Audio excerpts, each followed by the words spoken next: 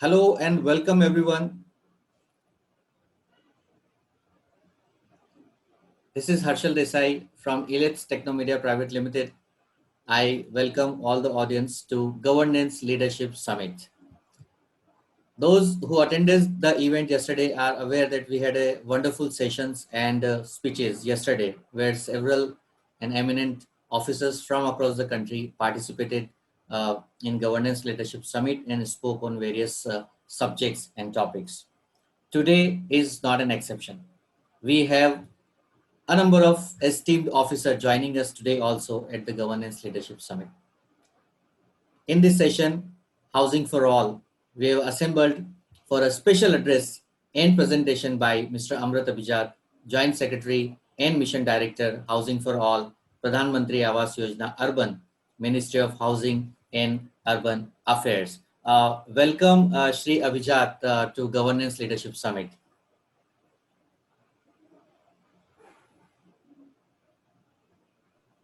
Good morning, everybody. Am I audible? Yes, sir, you're audible. Good morning. And I'd just like to take 1 minute to introduce Mr. Abhijat to our audience who are watching us live on our 3D platform called Avatar. Sri Abhijat is an Indian bureaucrat, civil servant, and officer in the Uttar Pradesh cadre of Indian Administrative Services.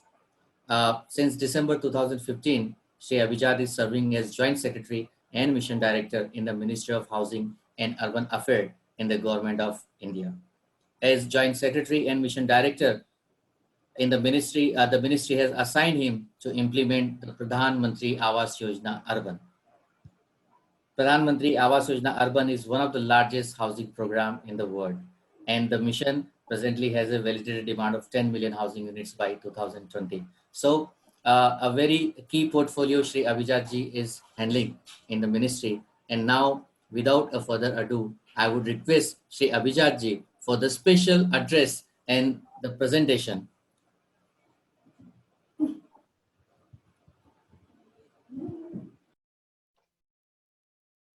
So, is the presentation being shared? At this moment, we are not able to see the presentation on the screen, sir. Okay, just a moment. Sure, sir.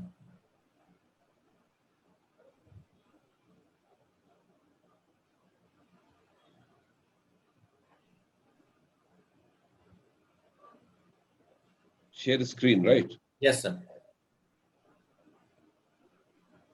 Is it being shared now? Yes, sir. Yes, sir. We can see the presentation on the screen now. Okay, fine.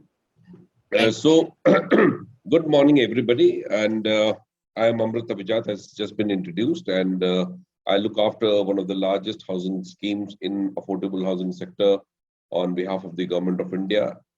I'll like to divide my talk through a presentation in two distinct parts. One is what PMAY is about and how we went about implementing this scheme.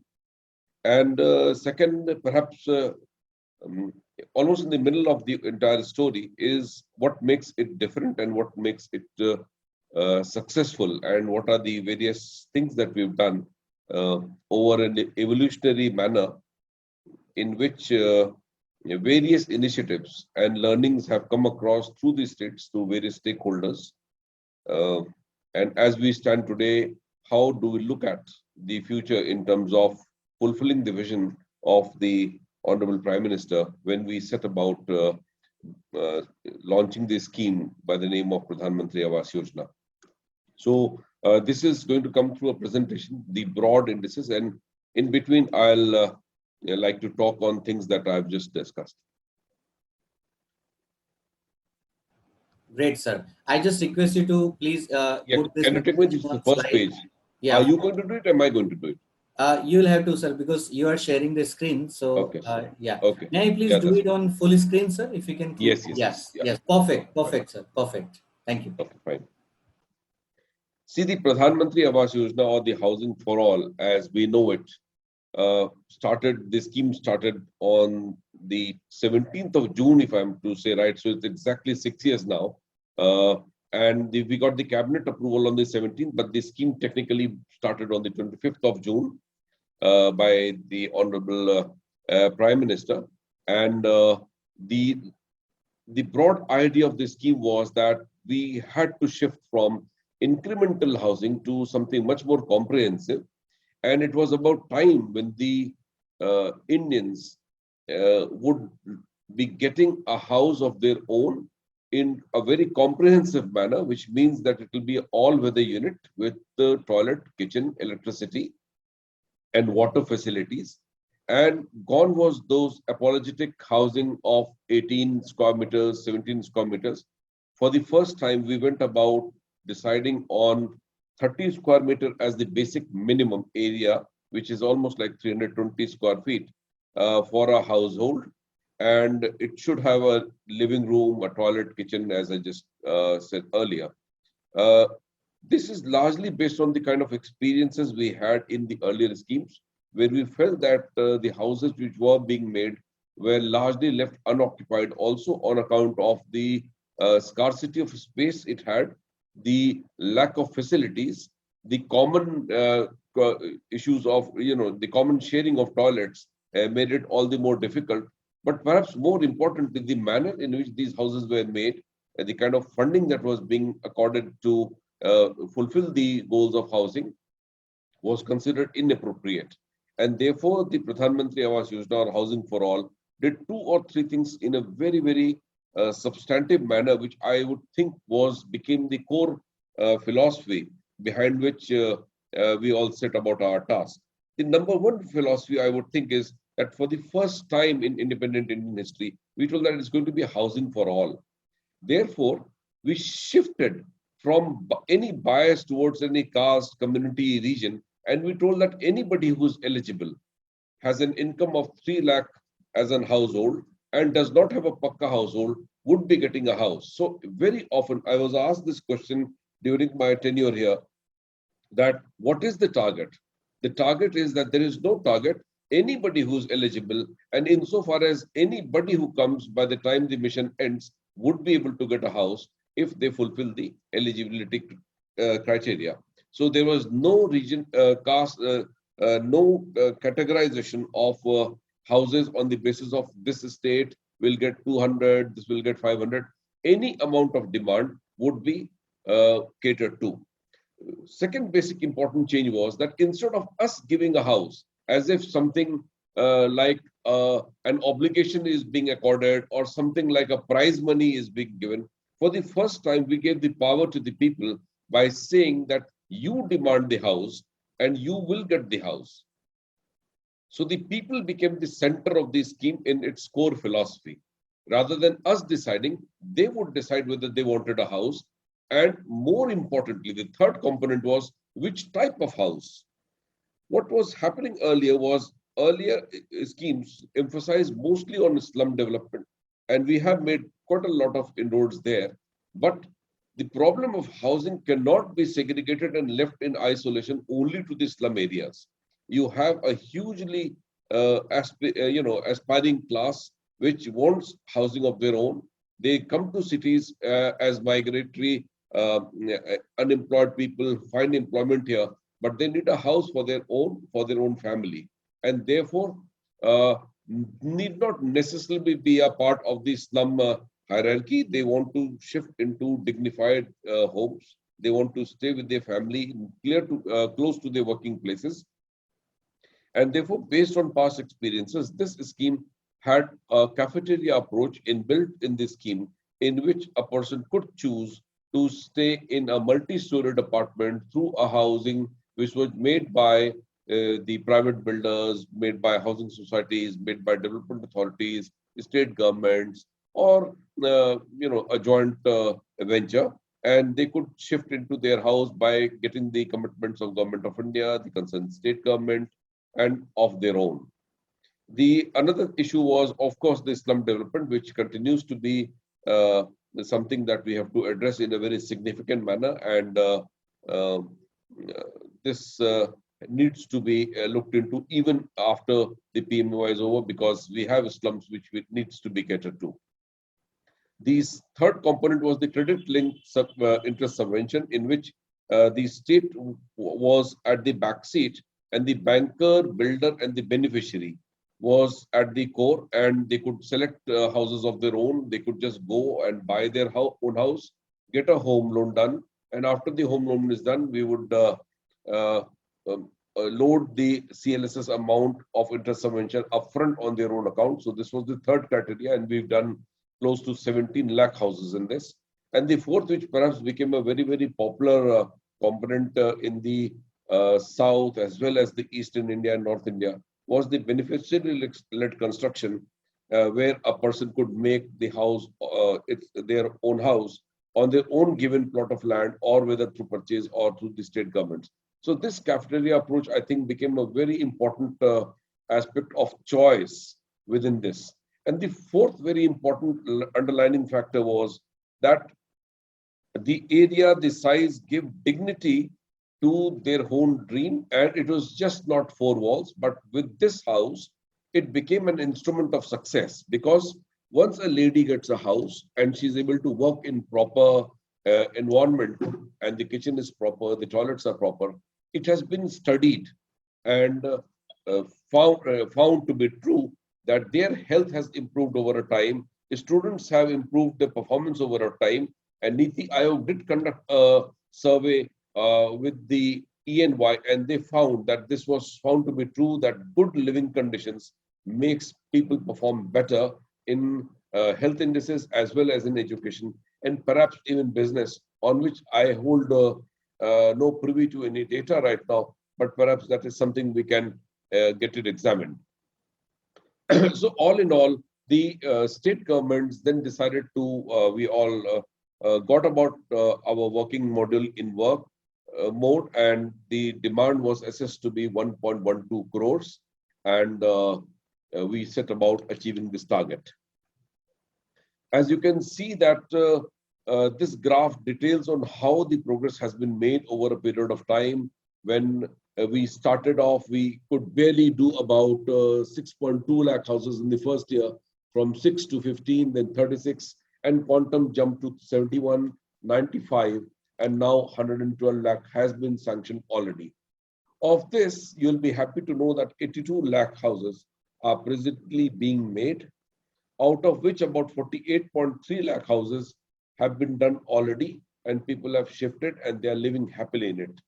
Very importantly, these are not houses of the traditional brick and mortar type only, and about 16 lakh houses plus are being made through new technology, or innovative technology as we call it, because new then becomes some sort of a problem with regard to comparison in terms of what is new and what is old. So innovative technology is any technology which is addresses the core concerns of climate and those kind of things. I'll come to that a little later.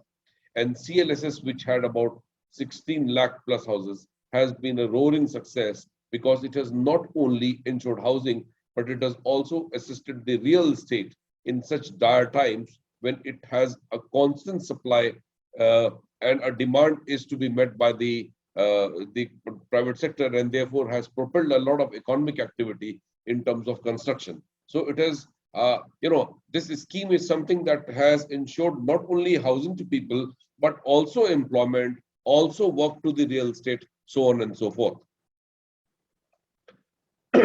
I think I've discussed this partly. One is the cafeteria approach, on which I discussed. Technological interventions, I will be discussing a little later in greater detail. Transparency and accountability is something very deeply inbuilt in this scheme, because all the houses are geotagged, all the funding is done through the DBT.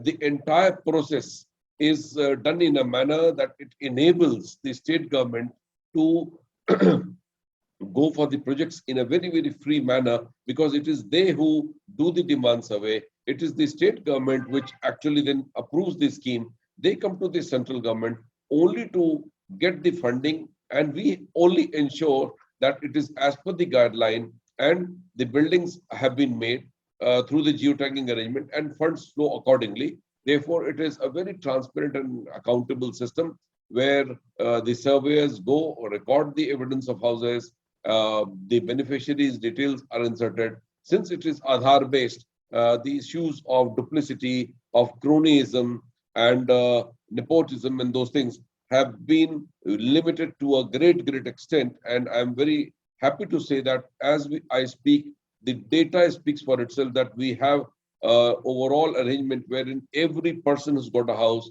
can be tracked right up to the place of residence, and this has enabled many people to be able to access the Pradhan Mantri Awas Yojana and not led to a situation when somebody gets 4 houses allotted somewhere in the country at the cost of others. So that way, transparency has also enabled that the scheme has spread across the diaspora and various professions and not limited to certain areas due to political, economic, or other factors of nepotism.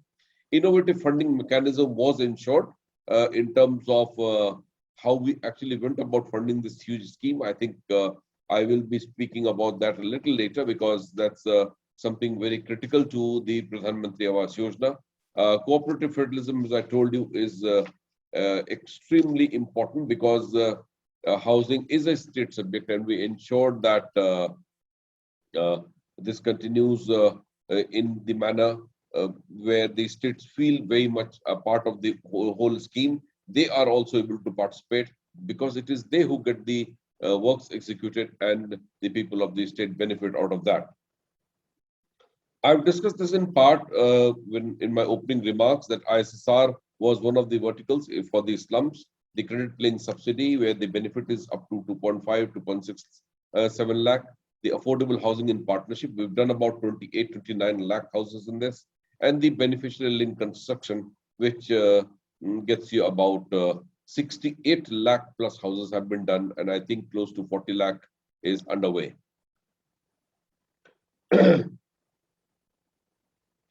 See, I think cooperative federalism has been discussed, but I would like to re-emphasize that it is the states which really go about developing their own housing strategy. It is they who implement, and this became very important that the structure was set in a manner where we had the district level heads along with a core concept of CLTC and SLTC, where the city level technical cells had specialists inbuilt rather than depending only on the urban local body. We gave them a staff support of a specialist planners, people from the mass mobilization sector, engineers who could work on projects, and therefore they found it very convenient that with the help of a specialist, they are able to conceive projects, do surveys, bring it to the state level, where we again provided manpower support of the SLNA, where SLTC was made, where these planners would then sit and decide along with the head of department people there, and you had an arrangement where this was done properly. Then this project would be approved by the chief secretary, where they would look into issues of funding, infrastructure support, and whether the progress is to the extent that they would really want in entirety. Otherwise, they would stagger the project. So the entire strategy, all on the lines of the state government, was very critical in deciding how we dealt with them, because this was not something that could be imposed in a huge manner, but had to be in a very cooperative mode, which the states really liked it. We had no problems whatsoever from any state government in getting the houses, in getting funding, in being assured of land, you just name it, and they were on board. So I'm very happy that it was inbuilt in the scheme itself. So far as transparency and accountability is concerned, I'd like to delineate on 7-8 strategies that we undertook, which became really important for the success of the scheme. More importantly, like Aadhaar-based authentication was there, validation, because that is one idea we carried off. And the space technology was used for geotagging. Every house was geotagged, and in 5 stages. So the foundation, the plinth, the roof, the overall construction, the completion.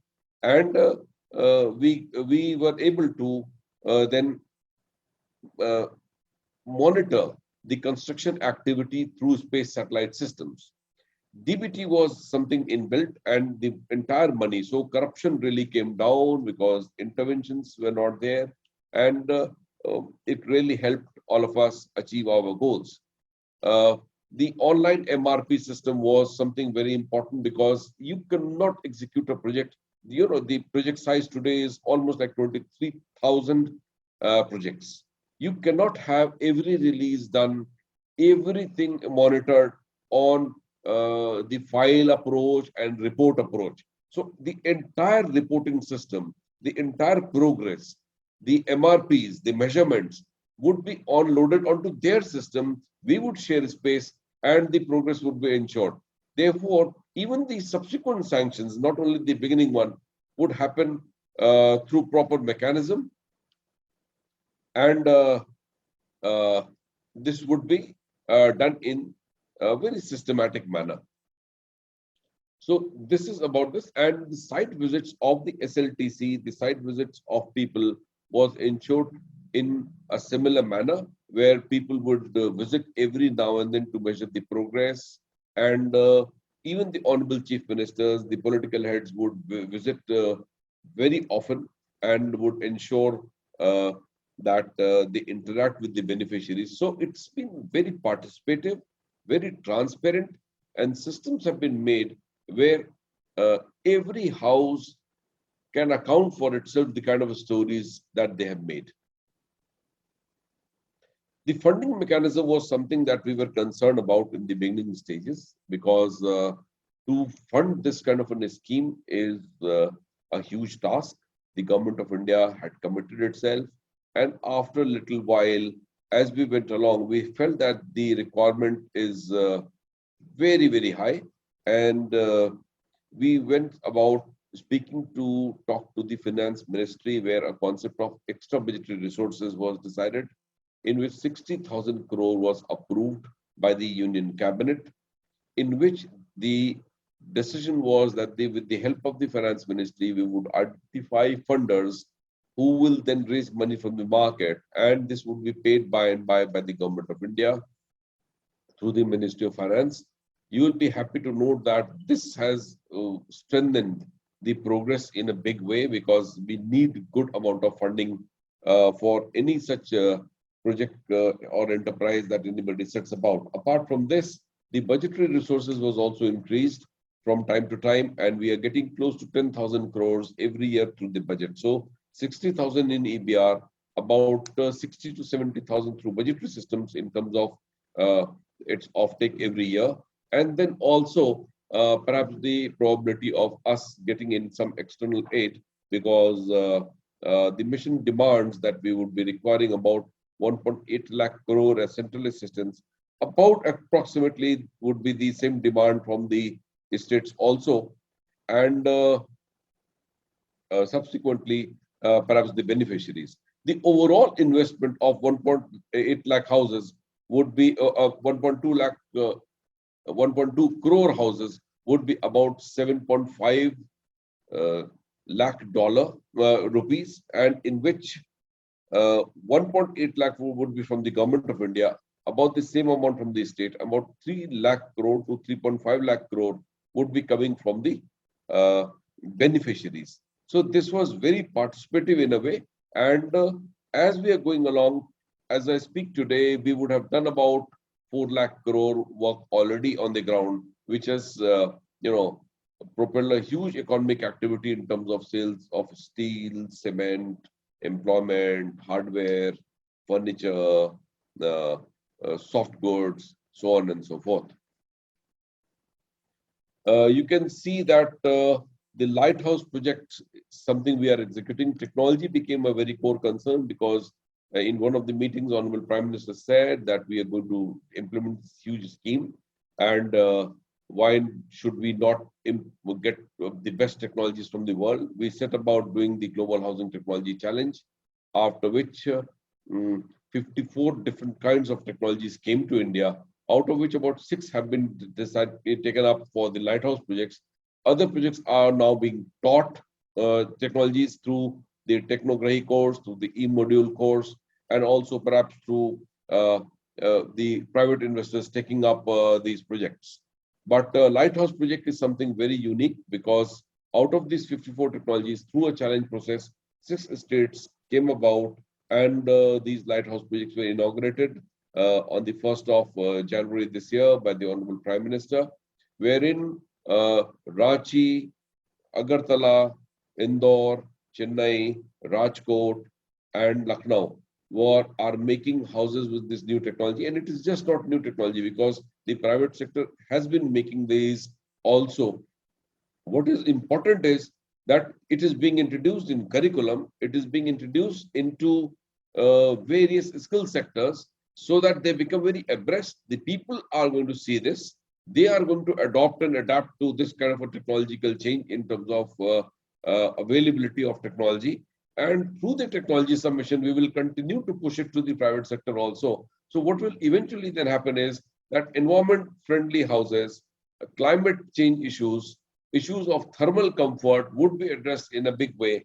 And this will lead to a situation where we are able to achieve the SDG goals as well as those of Paris Climate Accord. You are aware about the CLSS. As I told you, we've done close to 17 lakh houses now. It was in 2016, after the launch of this scheme, that we also got the MIG included on the instructions of the Honorable Prime Minister, where he took interest in this and wanted to also bring in the middle income group, or the millennials, as I would choose to call it today. And we did get a huge support, and a massive amount of funding was done to the entrepreneurial class, to the young professionals, to the aspirational class of youth in various cities. So this was a very interesting inclusion, and CLSS has ensured that these houses are even costlier because they are in cities and are taken usually through loans also through the banker. These houses come for about 25 to 40 lakhs anywhere, and therefore in terms of rotating the economy also, CLSS has played a very important role, because unlike the other PMOI houses, these are more costlier in the cities and has really helped the private sector. The IC approach has been a very unique one, with about 360-degree IC strategy taken up, where we would address the client, the beneficiary, the stakeholders in a different way, the other people who are in the sector and do not get housed, the potential beneficiaries, in a very different way, the political executive, the people in the sector, whether they are suppliers, in many, many, many different ways, through experiences of the beneficiaries, through social media mechanisms, through sharing information on internet, on our website. And this has been a huge one. And in fact, the best IEC was also done by the beneficiaries themselves, by the bankers and the builders who participated equally along in this scheme. And we were able to set it up in a big manner. This has led to a lot of social integration also, because we initiated a scheme by the name of Angikar, in which we embraced not only the PMOI scheme, but all the other schemes for the PMOI beneficiaries. So it led to energy exchange in terms of waste management, in terms of greening the society, in terms of participating in health campaigns, Ayushman Bharat, and getting other goodies of the state government for the PMOI beneficiaries. Therefore, we moved away from the silos approach and came to the in the PMOI and brought all them along. You would have seen that even in the private sector, apart from the role in CLSS and then providing employment, the RERA, 100% FDI, deduction on profits under Section 80IB, getting infrastructure, GST reduction for affordable houses are some other initiatives that we've taken up in a very big way in the scheme. And this has helped not only in PMAY, but also in the housing sector, which has become quite attractive in the affordable housing sector for the private sector to initiate also. So it is just not PMAY, but much beyond this, that these initiatives will be effective. The economic outcomes I've discussed, 73 million tons of cement consumption, 17 million is the steel consumption, and 24 million jobs have been created on account of the construction activity it has propelled. Very lately, we've also intervened and brought in the affordable rental housing complexes, which is an extremely important initiative in the COVID times when we ensured houses for the workers. This scheme is still underway, and certain state governments like Gujarat and Chandigarh, they have even allotted the ARFC houses for the beneficiaries in Model 1, and it has two models, and Model 2 accounts for the private beneficiaries or private sector people coming in and making houses of ARHC on their own plots. These ARHCs will be largely available for rent. So we've not only ensured ownership housing, but moved to rental housing as well. And you will be very happy to know that very recently we've come out with the MTA also, Model Tenancy Act, which will be another revolutionary step which the ministry has taken in terms of providing housing and in terms of easing the relationship between the renter and the rentals. So I'll just come to some glimpses of progress of what I've been talking about and something I'm immensely proud of. These houses are for us to see, and you can see how happy people are participating in this scheme. In sum and short, I can only say the scheme is successful because we were true to the essence of giving dignified houses to the people of this country. We were very clear from the beginning that this would require huge funding, and we had the support of the Honorable Prime Minister, always motivating us and working for arrangements of funding or technology. Such an inspired leadership by the entire ministry and all of the ministries in making this possible. All the state governments coming in to fulfill what we set about doing, and in fact, perhaps even more active than so many others when it comes to really delivering on ground. Another very important thing we did was having a cafeteria approach where we give choices to people. So these can be accounted for as very important steps why we think that this scheme is going to be a success. As we march into August 2022, I'm sure that we would have achieved a very significant substantive on ground achievement where people would have shifted. So these are some other houses, and I think that women empowerment is extremely important because from the word go, we told that these houses would be meant for women, and ownership was based either on women or joint ownership. And you can see that in almost all photographs, women not only are sitting, but they are participating in their story, and they are really, really happy doing this, that they are the owners of these dreams now, and that is how they move forward. That will be about all, and if there are any questions, I would be very happy to take them.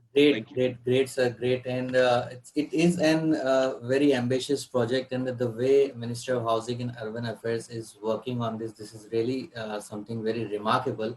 One particular thing, sir, that I would like to probably request you to put emphasis on, that development authorities like you see in Maharashtra, SIDCO, and then there are some other authorities in other parts of the country which are also participating very aggressively in mass housing schemes. So what are your views on their contribution in the housing for all mission? Can you come again? Yeah, so there are organizations like SIDCO in Maharashtra which are also undertaking mass housing schemes, right, for economically weaker section of society. So how do you see the role of these institutions also? Your views on this? Well, see, as it works out, the PMAY has the body of the SLSMC, which is headed by the Chief Secretary, and they approve the PMAY projects. So whether it is SIDCO or any other organization, housing board or society, there is absolutely no problem in them making a project, coming to the body of the Chief Secretary through the state government and coming to us. We not only expect, but we welcome any other government body to be a part of the mission. And There are n number of government agencies, whether it is the National Development Authority or bodies like CITCO or RUDSICO in Rajasthan, which Yes. have come with projects, and they've got the thing, because we really only look at the state government as the agency of implementing PMAY. It is up to them to choose the implementing agency in terms of the who would be doing the work or whose land or funding it has to be. Right, right. Thank you so much, Amrit Abhijat sir, for sharing your Thank you. views and Thank you very much. on this platform. I request Karthik Sharma. Oh, okay, he's also on the screen. So this has been really a wonderful presentation, and I'm sure people who are watching us live on our 3D platform called Avatar must have learned many things from this presentation. As a token of appreciation, sir, we would like to present a certificate to. I request Karthik Sharma, Head Government Affairs at ILETS, to present this virtual certificate to Shri Amrit Abhijat, Joint Secretary, Housing for All and Mission Director, Pradhan Mantri Awas Yojana, Urban, Ministry of Housing and Urban Affairs, Government of India, a person who is leading from the front, from center. Thank you so much once again, sir, for. Thank you. Thank you so much, Also, sir. And please go ahead. sir, thank you so much, sir, for spending time for this summit. And your work, especially in Housing for All, has always been a subject of research and analysis for ILETS Technomedia. We have actually reported and we have went to quite in depth of your work and realized that actually India is witnessing something really remarkable in terms of providing affordable housing to the people. And we congratulate you for this wonderful work, and we thank you for that, Thank sir. you very much. In fact, in my passing remarks, I'd say that this is not 1.12 crore. This is actually 5 crore plus, because it is each individual. So a family of 4 or 5 makes it about 5 to 6 crore people who've been impacted on this. And why it is of immense pride is that we really never thought that it would come this far in terms of fulfillment of 1.12 crore, because of the huge size of the scheme, because of the time constraints, because of the vision, the impossibility of the vision. But as we say, if you dream, that is how you're going to achieve, and you set about working your task. And I would really want the ELs to do an in-depth research on how it has happened and come out with some kind of a publication. And it's always a pleasure interacting on a platform like this. And I do hope, and I'm very confident that uh, as we move ahead in the months coming, we would perhaps be doing this on an offline mode when we are able to meet and interact.